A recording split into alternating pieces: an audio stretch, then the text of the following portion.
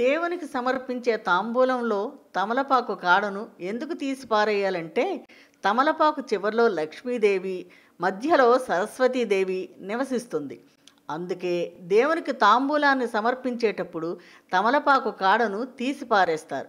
ఇంకా తమలపాకు కాడను తీసేసి ఆకులను నీటిలో కడిగి శుభ్రపరిచాకే పూజకు ఉపయోగించాలి. తమలపాకుకు అగ్రభాగంలో ఇంద్రుడు, శుక్రుడు ఉంటారు.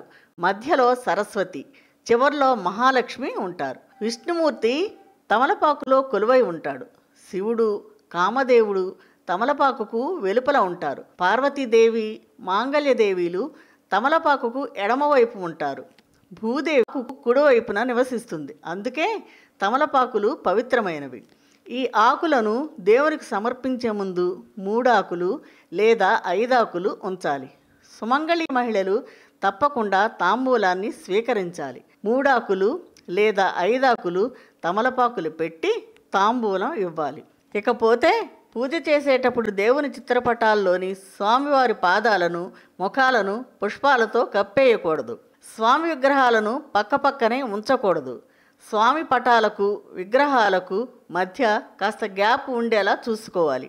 స్వామివారికి నైవేద్యం పెట్టే ఆహార పదార్థాలు సిల్వర్ పాత్రలో నేరుగా సమర్పించకూడదు.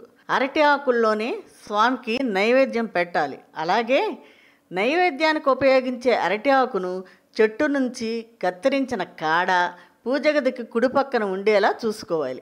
ఆపై నైవేద్యం పెట్టాలని ఆధ్యాత్మిక నిపుణులు సూచిస్తున్నారు. ప్రాచీన రహస్యాలు, ఆచార వ్యవహారాలు, శాస్త్రీయ విశ్లేషణల సమాహారం మీ తాళపత్రం.